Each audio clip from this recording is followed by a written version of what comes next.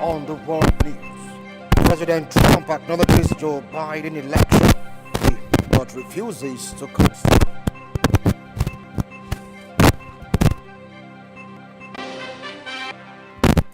Peru's President Manuel Merino resigns amidst unrest.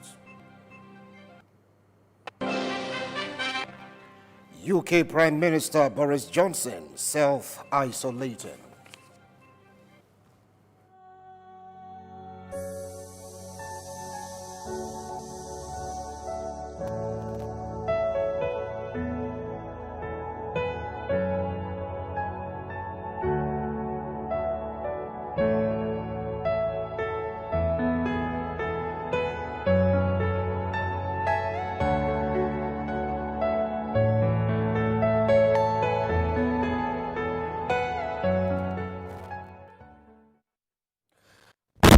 And welcome to ITV World News. I am Wilson Bishop. The Catholic Archbishop of Benin Metropolitan See and President, Catholic Conference of Nigeria, His Grace Most Reverend Augustine Obiora Akubeze, has called on Edo State Governor Godwin Obaseki to tackle a dimension after the recent anti-SARS protests by youths. Most Reverend Akubeze made a call during a special Thanksgiving by Governor Obaseki and his deputy Philip Shaibu to appreciate the successful inauguration ceremony and the 2020 Alagodaro Summit in Benin City. Government House correspondent Patience Osaogiwa, who captured highlights of the service held at the new festival hall, Government House, has details. Special rendition by the choir at the Thanksgiving service to climax the inauguration ceremony of Governor Obaseki and his deputy, Comrade Philip Shaibu. Governor Obaseki, his deputy, Philip Shaibu, and their wives took turns to take the Bible readings while Apostle Eunice Deborah Gordon Usagede read out God's charge for them in their second term. In a sermon, the Archbishop of Benin Metropolitan See and President, Bishops' Conference of Nigeria, His Grace Most Reverend Augustine Obiora Akubeze said governments at all levels must ensure good governance and peace in the society. Archbishop Akubeze, while appreciating God for the victory of the governor and his deputy in the September 19th governorship election, urged them to be magnanimous in victory and carry everyone along, especially those in the opposition parties, for the development of the state. The government of Edo State must ensure that the voices of Nigerians in Edo State that are crying for constitutional restructuring that provides for accountability and leadership with responsibility from the grassroots is projected into the ears of the federal government. In a goodwill message, the President, Pentecostal Fellowship of Nigeria, Reverend Phyllis Omobude, informed Governor Obaseki that the church has resolved to stand by him owing to his antecedents and remarkable performance. Continue to uphold our values. I know that the people expect a lot from you. By the grace of God, you will not disappoint us. An elated Edo State governor expressed gratitude to God for his protection during the governorship election, his successful inauguration, and the 2020 Alagodao Summit, pledged his loyalty to the people of Edo State and also ensured the dividends of democracy get to the nooks and crannies of the state. Edo is Edo. My role in the next 4 years is to help us discover what makes Edo Edo, so that the world can begin to understand why we are the great people that we are. On the issue of security, Edo State Governor advised residents to assist security personnel with useful information to arrest criminals in the society. We have come to a situation where we must now secure ourselves. We need to restructure.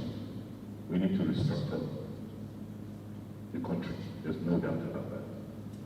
But we believe that restructuring must start at home, and we will have to start by restructuring our local governments. The state governor, his deputy and their spouses, flanked by other dignitaries, offered thanks to God for his benevolence.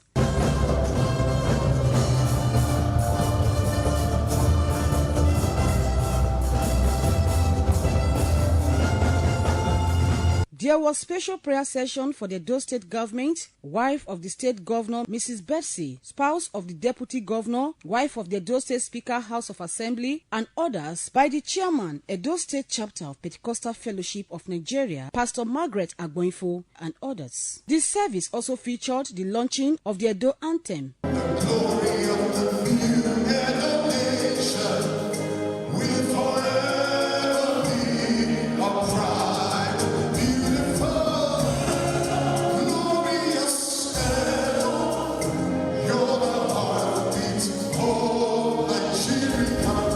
Also in attendance were former APC National Chairman Chief John Odige Oyegu, Edo State PDP Chairman Dr. Anthony Azegbemi, Senator representing Edo South Senatorial District Pharmacist Matthew Orohide, Senator representing Edo Central Senatorial District Senator Clifford Odia, Chief Judge of Edo State Justice Esther Edigin, former member representing Ovia Federal Constituency at the House of Reps Barrister Omosede Igbinedion, amongst other dignitaries. Patience Osaugiwa reporting.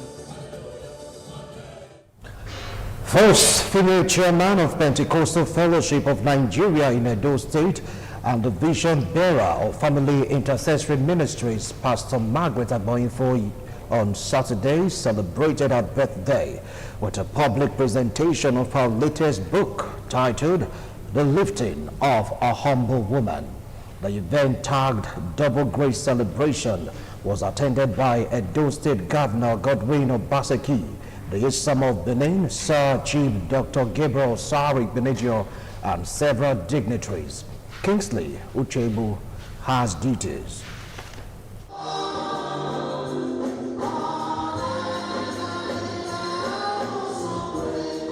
Rendition of gospel songs by the Family Intercessory Choir entertained guests who include clergy from various religious denominations within and outside the state, and several dignitaries, including Edo State Governor Mr. Godwin Obaseki, his wife Betsy, Chief Judge of Edo State Justice Esther Edigin, former Minister of Defense Major General Godwin Abe retired, amongst others who converged on the church auditorium for the event. Only a true Christian that will behave the way you have to behave. Even more here, the mother of all the in Edo State, our mother, and you just didn't Christian yourself that way, you have continued to behave that way. A warm welcome was given to the Father of the Day and Esama of Benin, His Excellency Sir Chief Dr. Gabriel Osaro Ibunedion, whose arrival electrified the atmosphere.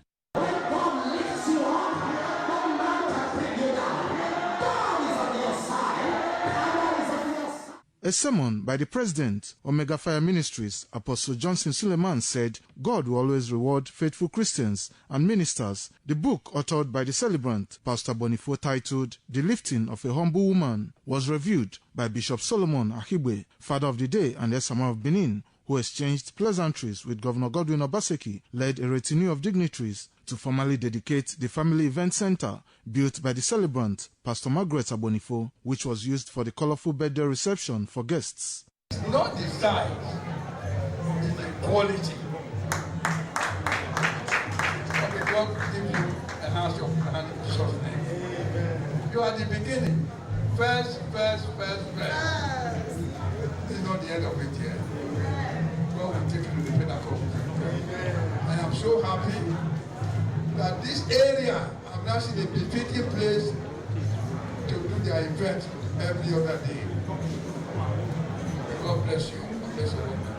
And the good children you have will relate you and they serve you in Jesus' name. Thank you so much. I'm very grateful. I hereby declare this event center. High point of the event was a dance by the celebrant, Pastor Margaret Abonifo, joined by some special guests, and the cutting of her birthday cake to the delight of several dignitaries, family members, and guests. J-E-S-U-S!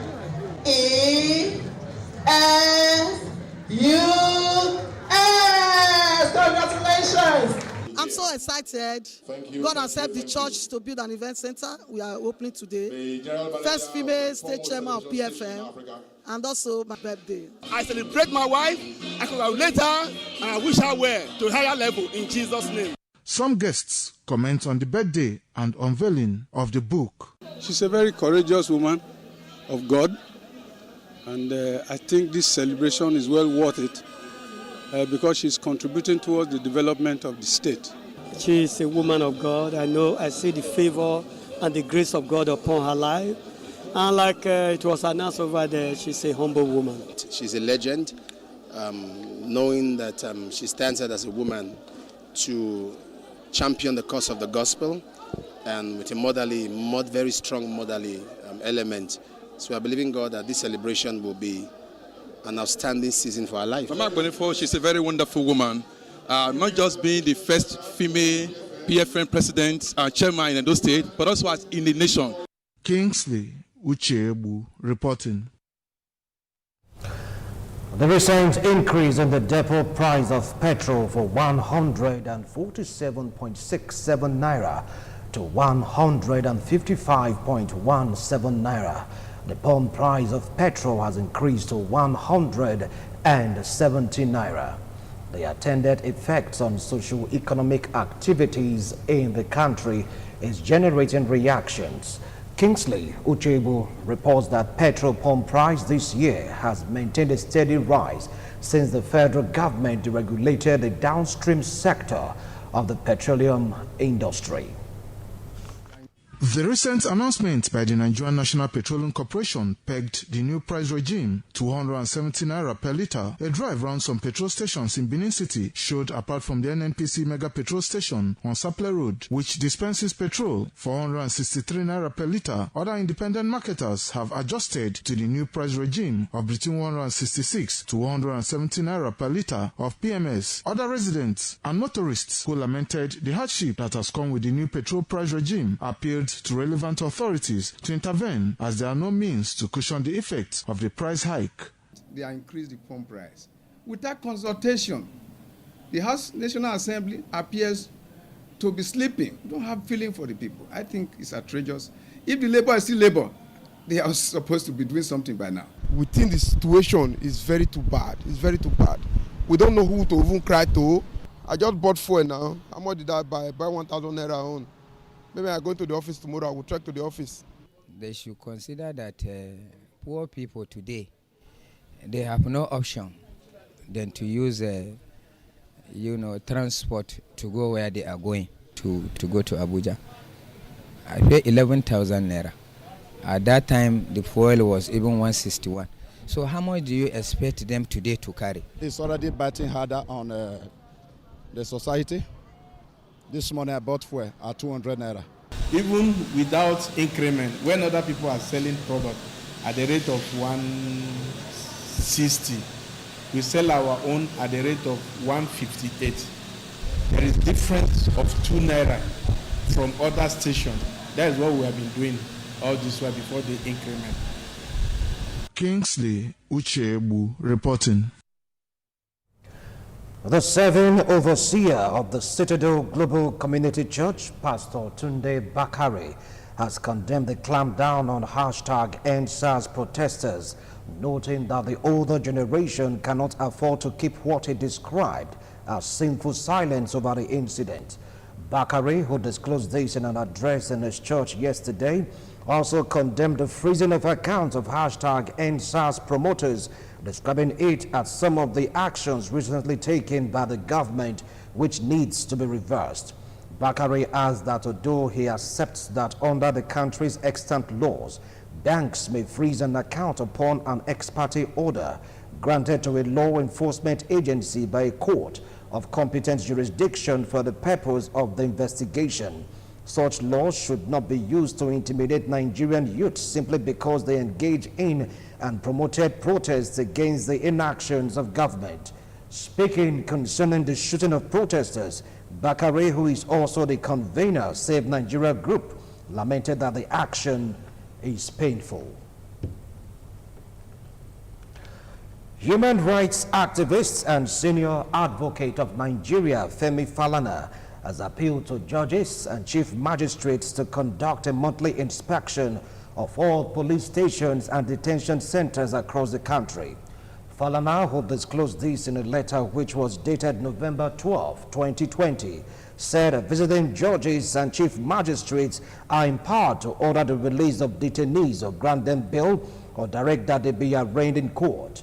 He notes that if all detention facilities in the country are regularly inspected by judges and chief magistrates as stipulated by the law, Nigerian citizens will no longer be subjected to illegal arrest and detention by the police and other security agencies. You're watching the World News on Independent Radio. TV rather. Still to come, President Trump acknowledges Joe Biden election victory but refuses to concede. Details after this break.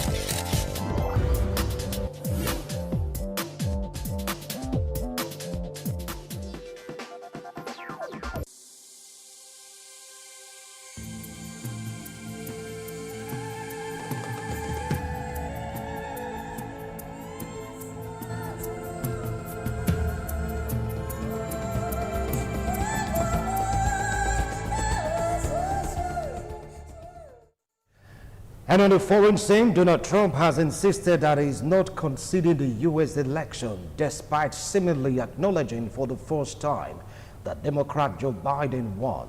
The Republican president wrote on Twitter, repeating unsubstantiated claims of election fraud in the electoral process. Roslyn Everame has details. About an hour later, after acknowledging for the first time that Democrat Joe Biden won the U.S. presidential election, President Trump said he was not conceding because the election was rigged. He has launched a multiple lawsuit in key states but has not provided any evidence to back his claims of fraud. All the lawsuits have so far been unsuccessful. Meanwhile, election officials said the vote was the most secure in American history and there was no evidence that any voting system deleted or lost votes changed or in any way compromised. According to the electoral body, Mr. Biden remains the U.S. president-elect. The Democrat has 306 votes in the Electoral College, the system the U.S. used to choose its president, which far exceeds the 270 threshold to win. Right now, the Trump campaign is doing the legal equivalent of pitching pennies. Where are their silver dollars? Where is the evidence? I think as every day goes by, it's clearer and clearer there isn't any evidence. Any recounts of votes or legal challenges are not expected to overrun the overall results. However, thousands of Mr. Trump supporters protested in Washington, D.C. to back Mr. Trump. The largely peaceful demonstration saw some violence later in the evening as Trump supporters and counter-protesters clashed in some quarters. Officials said 20 people had been arrested on a variety of charges, including assault and weapons possession. One stabbing was reported. 2 police officers were also injured. Mr. Trump's refusal to concede has heightened concerns about the U.S. government's ability going forward to tackle growing COVID-19 infection rates, as well as the normal handover process to the new government ahead of the 20 January inauguration. Roslyn Ewurame reporting. Former U.S. President Barack Obama has said that the U.S. faces a huge task in reversing a culture of what he described as unwise conspiracy theories that have exacerbated divides in the country. Barack Obama made this known in an interview with journalists. Roslyn Evorame has details. The former U.S. President Barack Obama says the U.S. is more sharply divided than even 4 years ago when Donald Trump won the presidency. He said division is also a result of socio-economic factors such as increasing inequality and disparities between rural and urban America. Mr. Obama suggests that Joe Biden's victory in the 2020 U.S. election is just the start to repairing those divisions. He, however, expressed hope in the attitude of the next generation, just as he urged young people to cultivate the cautious optimism that the world can change and to also be part of the needed change. Certainly more than we were when I first ran for office in 2007 and won the presidency in 2008. Some of that is attributable to our current president, who actively fanned division because he felt it was good for his politics. But it preceded him, and it will outlast him. I think the debate that's been taking place here about the kinds of crazy conspiracy theories and what some have called truth decay, right, where facts don't matter, everything is fair game, everything goes. That has contributed enormously to these divisions, and it's going to take more than one election to reverse those. The former U.S. President Barack Obama also expressed reservations to President Trump's refusal to concede in the just concluded U.S. election. Roslyn Evorame reporting. Peru's interim president, Manuel Merino, has resigned a day after 2 people died during protests against his government. Manuel Merino, former Speaker of Congress, had been in the post less than a week. He replaced President Martin Vizcarra, who last Monday was removed in an impeachment procedure over bribery allegations which he denies. Politicians had called for Mr. Merino's resignation after a violent crackdown on demonstrations against him. 12 ministers from his recently appointed cabinet resigned earlier on Sunday in protest against police brutality and his handling of the crisis. There are concerns of a growing political crisis as Peru faces a severe economic downturn brought on by coronavirus pandemic. Michigan and Washington are the latest U.S. states to bring in strict measures to try and curb the spread of COVID-19. High schools and colleges are to halt on-site teaching, and restaurants are prohibited from offering indoor dining in Michigan from Wednesday this week. Roslyn Evorame has details. On average, more than 900 people a day are dying with the virus, and the overall death toll now stands at least 246,210. Indoor restaurant dining is also banned in Washington state, and gyms, restaurant, theaters, and museums will close. COVID cases have now topped 11 million in the U.S., with daily cases rising by more than 100,000. In other developments, Republican governors in Hawaii, Ohio, West Virginia, Utah, and North Dakota issued the compulsory wearing of masks. Ohio's governors threatened to shut bars and gyms if the outbreak worsened. Wisconsin and Nevada residents were asked to stay at home for 2 weeks to avoid a return to restrictions. The Democratic governors of California, Oregon, and Washington state issued a travel advisory discouraging non-essential travel and requesting people to quarantine post-travel. New York orders bars and restaurants that served alcohol to close before midnight and limited the gathering of people to 10. The city of Chicago has a stay-at-home advisory, and non-essential businesses close before midnight, while gatherings are also limited to 10 people. The city of Detroit moved all students to remote learning due to the virus increase.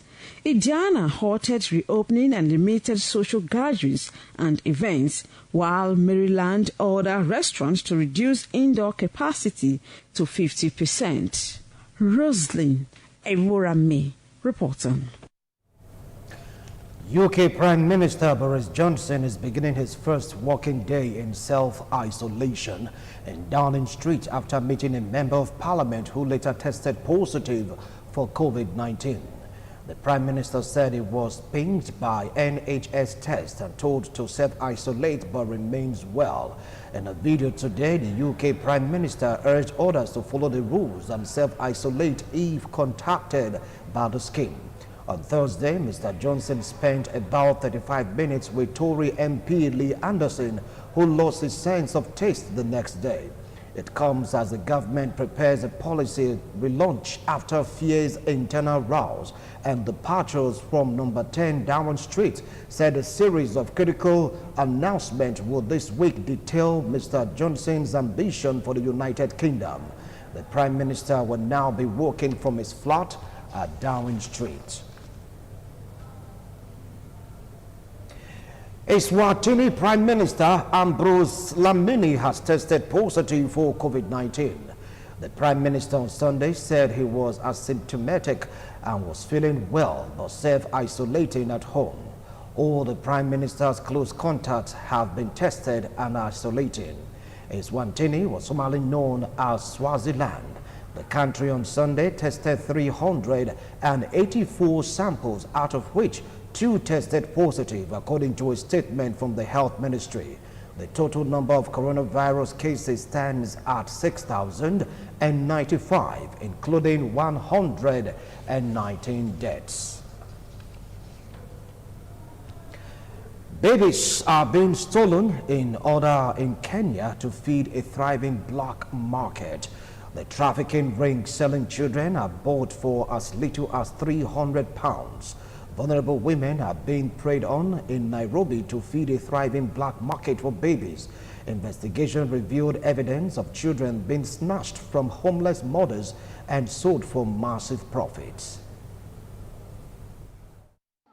The scenes that I have witnessed in the making of this investigation have shocked me to my core.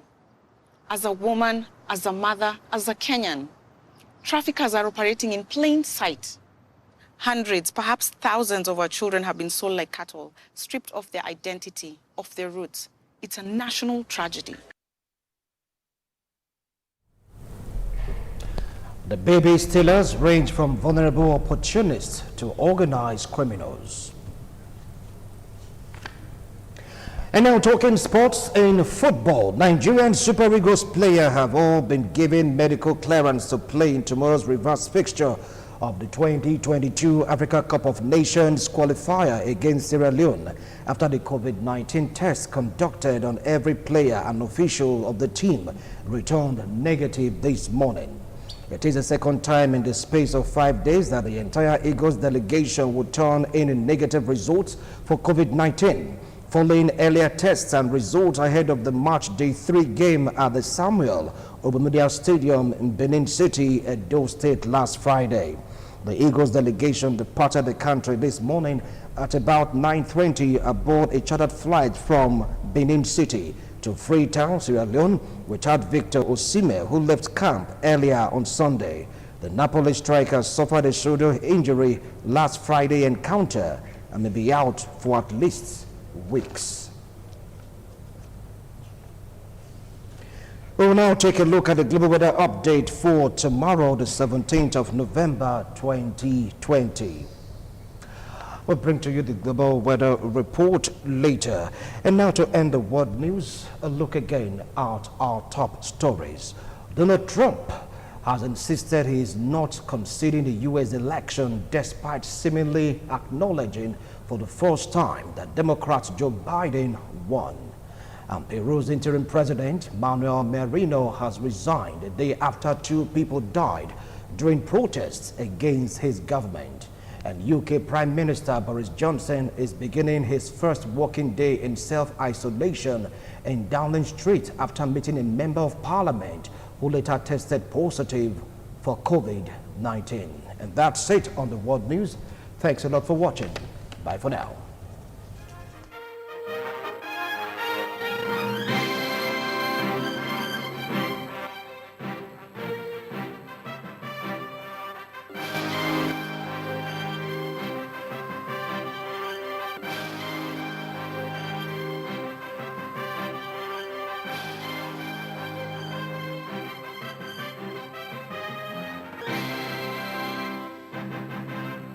Independent television news, truly independent.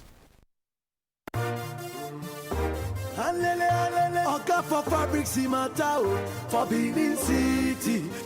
Then I dare we there. Digo fabrics, not Digo fabrics. Hello there. Are you looking for a place where you can get quality materials from Woodin to Excellent to the Viva for that wedding occasion, for that birthday celebration, for that church convention?